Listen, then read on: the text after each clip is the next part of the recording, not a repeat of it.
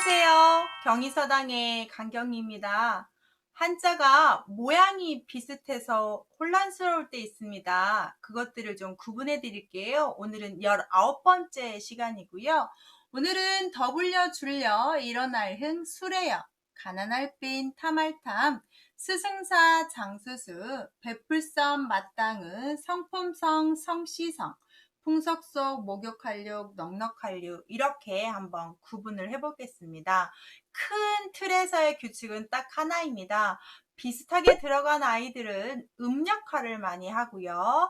그 다음 추가되는 서로 다르게 생긴 부분들은 뜻을 담당할 겁니다. 그 뜻을 담당하는 것들은 부수가 담당을 하는데요. 한번 보시겠습니다. 오늘 더불려 줄여와 일어날 흥자와 수레여자가 중요한데요. 공통으로 들어가는 한자가 있습니다. 가운데만 빼고 다 똑같은 자가 들어가는데요. 가운데를 빼고 똑같이 들어가는 한자가 마주들여라는 한자입니다. 마주들 때 쓰는 우리 신체는 손입니다. 그래서 이쪽과 이쪽이 왼손, 오른손, 팔을 상징하는 한자가 되겠습니다.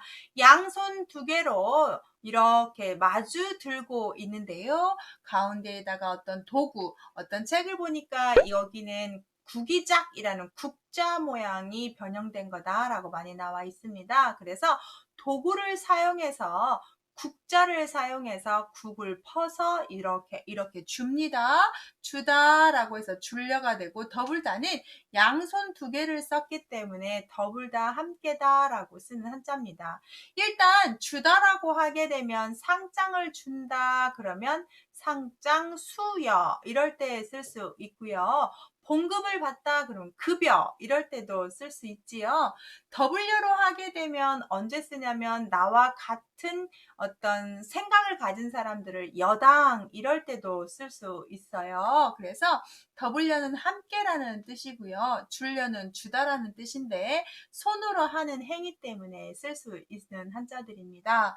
두 번째 일어날 한자를 보시면 가운데에 한 가지 동자가 들어가서 우리가 손 두 개도 함께인데 가운데에다 한 가지 동을 썼기 때문에 더 함께라는 뜻이 되겠습니다. 함께 뭔가 하면 혼자 하는 것보다 흥이 나요. 그래서 흥미할 때 쓰고 흥행할 때도 쓰는 한자가 되겠습니다. 일어날 흥자에서 재밌는 얘기하면 우리가 아이들 코 풀 때 뭐라고 하죠? 더 세게 풀으라고 할 때 의성어로 흥 하라고 하죠. 그때 흥자도 이 흥을 갖다가 쓰는 한자라고 합니다. 의성어라고 합니다. 이왕이면 좋은 뜻으로 좋은 의미로 그렇게 아이들이 코를 풀 때도 흥 하면서 좋은 이미지를 줬다고 하네요. 제가 어느 국어책에서 본 말이에요. 이제 이 흥자도 좋은 의미로. 그 다음 세 번째 수레자를 보시는데 임금 수레나 수레가 무겁기 때문에 혼자 못해요. 손 두 개가 들어가서 마주 들어서 이제 우리 대감들 가마 옮길 때 보면 여러 사람이 함께 들어서 자 하고 들잖아요. 그래서 이 수레 여자는 함께 드는 건데요. 언제 많이 쓰냐면 여론할 때 씁니다. 아까 첫 번째 배웠던 더블 여자를 쓸 것 같지만 수레 여자는 수레를 함께 들어야 되는 것처럼 함께 의견을 내는 것들 여론 수렴할 때 여론할 때는 이 여자입니다. 그래서 시험 문제에 여론을 써라, 여론조사했다, 여론이 좋지 않다 이럴 때 여론을 밑줄치고 한자로 고치라고 하는데요. 보통 이걸 써서 아주 많이 틀립니다. 여론은 이 수레 여자를 씁니다. 꼭 유념해서 알아두십시오. 두 번째 가난할 빈과 탐할 탐을 보시면 다 돈이 들어갔는데 정말 위가 엄청 비슷하지 않습니까? 위에 가난할 빈을 쓰면 나눌 분을 썼습니다. 돈이라는 것을 혼자 가질 때와 나눠 가질 때는 액수가 작아지게 되죠. 돈을 나누어 가졌더니 액수가 작아집니다. 돈이 없습니다. 라고 해서 가난할 빈자입니다. 가난할 빈자를 쓰는 건 뭐 빈약하다, 빈곤하다 쓰는데요. 피가 모자라는 걸 뭐라고 하죠? 맞아요. 빈혈이라고 하죠. 그때도 저걸 쓰고요. 그러면 가난하다의 반대말은 무엇입니까? 부자 부자죠. 그래서 빈부격차 할 때 저 한자를 쓰죠. 자, 타말탐자를 쓰시면 위에 이재금을 쓰는데요. 두 가지로 설명을 할게요. 내 앞에 지금 현재 돈이 있으니 어머 가지고 싶다라고 해서 타말탐, 탐내다, 가지고 싶다로 해석하는 책이 있는가 하면 어디는 이걸 하파랍의 변형이라고 봐서 돈을 많이 모아온다는 것은 재물에 욕심이 많은 것이다, 탐하는 것이다 해서 이렇게 해석을 하는데요. 첫 번째가 좀 편하시죠? 이재금을 그대로 하시기 때문에 예, 뭐 탐스럽다 또는 이 탐자는요. 내가 열심히 그걸 관철해서 구해오다 이런 말 탐구할 때 쓰고요. 관직 자리만 탐하고 뇌물 받는 관리들을 우리가 탐관오리라고 합니다. 그때도 쓰는 탐자가 되겠습니다. 스승사와 장수수로 넘어갈게요. 엄청 비슷해서 혼란스러운 적 많지 않았나요? 한번 구분해 드리겠습니다. 앞에 있는 한자는 언덕부의 변형이어서 언덕에 흙이 많이 쌓여있는 모습이래요. 많다로 해석하시면 되고요. 뒤에 있는 건 시장시도 아니고 수건건도 아닌 두를자, 앞치마를 두르고 있는 모습인데요. 이렇게 둘러치답니다. 스승 옆에 쫙 둘러친 제자들을 그린 한자라고 합니다. 어떤 스승님이 인기가 많아서 어디만 가셔도 줄줄줄 따라다니는 예수들을 따라다니는 제자들을 하며 공자가 한번 떴다 하면 따라다니는 제자들을 하며 자 어떤 유명한 스승 밑에 사람들이 따라다니는 걸 둘러치는 것을 그림으로 그렸다고 합니다. 그래서 뒤에 있는 한자가 둘을 잡자라는 한자.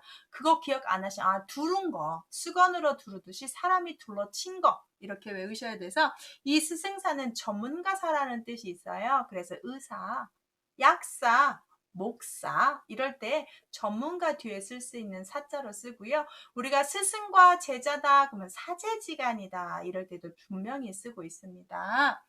장수수는 어떻게 구분하냐면 앞에 언덕구 변형 많다 쌓일 퇴자고요. 뒤에 있는 건 수건건인데 장수들이 들고 다니는 깃발입니다. 그래서 장수들이 깃발에 자기의 어떤 부족, 연대, 소속 이런 걸 써놨던 깃발로 생각하시면 되고요. 그렇게 들고 다니는 장수들의 천, 깃발, 장수 이렇게 표현하고 있습니다.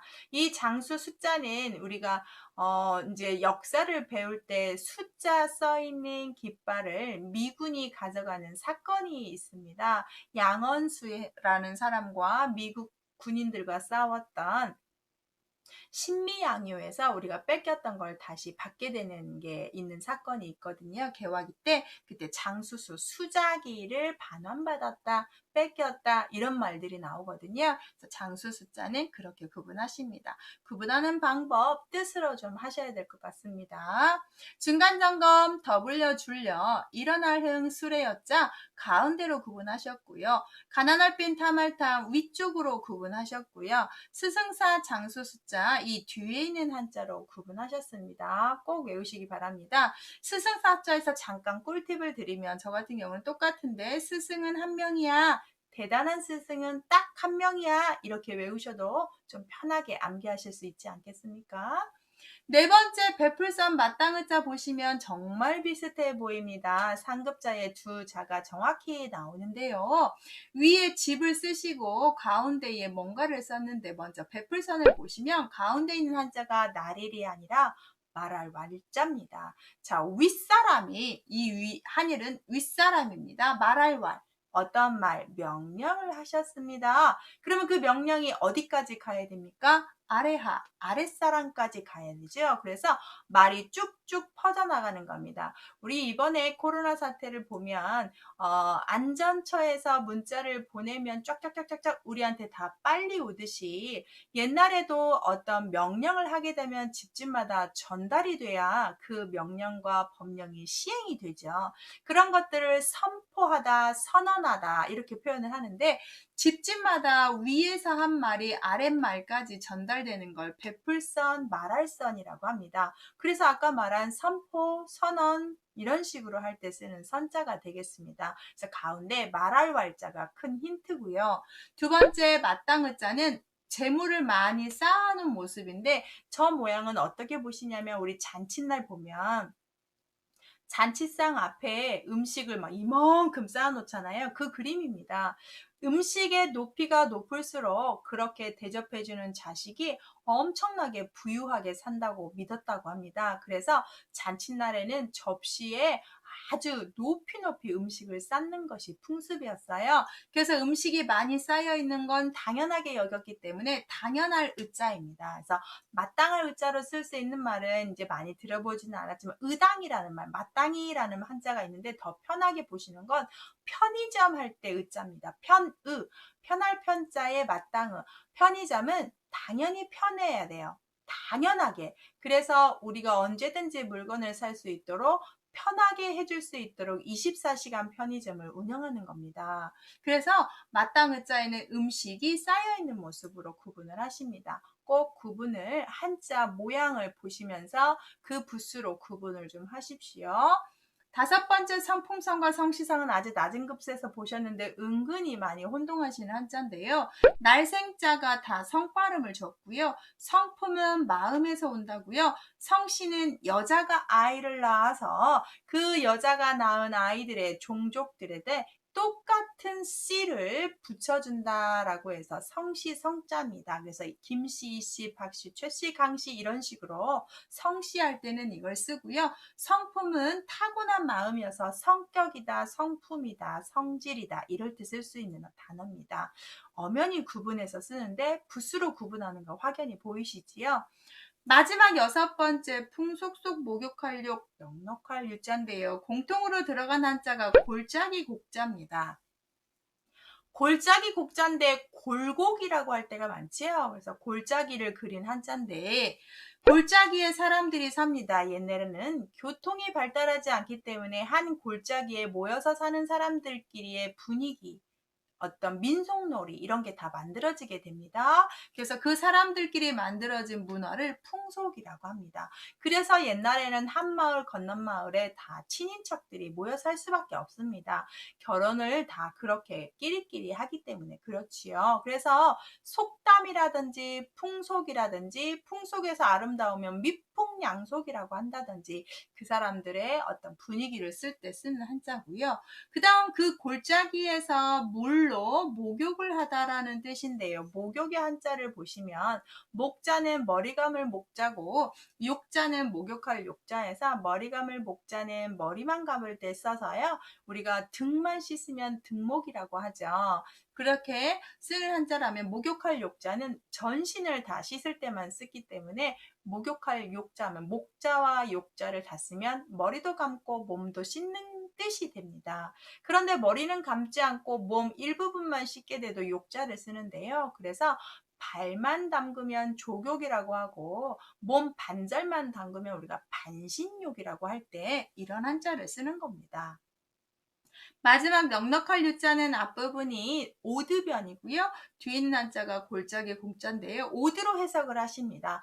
옷의 품이 넉넉하다 해서 넉넉할 유자죠. 요즘은 참 옷을 타이트하게 입는데요. 옛날 우리 한복을 생각하시면 엄청나게 넓죠. 제가 기 공부를 했을 때 우리 기 선생님께서 말씀하시기를 옷을 아주 타이트하게 입게 되면 기의 흐름, 몸의 기의 흐름을 다 막기 때문에 절대 오래 살 수 없다고 하셨습니다. 맞는 말 같아요. 그래서 우리의 전통 옷이 얼마나 좋은 옷인지를 많이 칭찬하면서 설명했던 기억이 있는데요. 옷의 품이 골짜기 품만큼이나 넉넉하다 해서 쓰는데요. 시간이 많으면 여유고요. 돈이 많으면 부유하다 이렇게 할 때 쓸 때 쓰는 한자입니다. 오드로 구분을 한다는 거.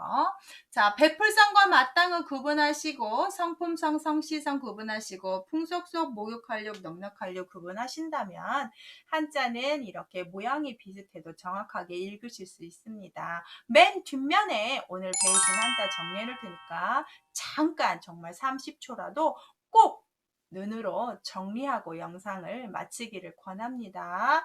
반복 학습이니까요. 유익하신가요? 구독 알림 설정하시면 매일 영상 업로드하고 있습니다. 여러분에게 유익한 영상으로 보답해드리겠습니다. 구독 알림 설정하셔서 저랑 한자 공부 같이 하실까요? 감사합니다.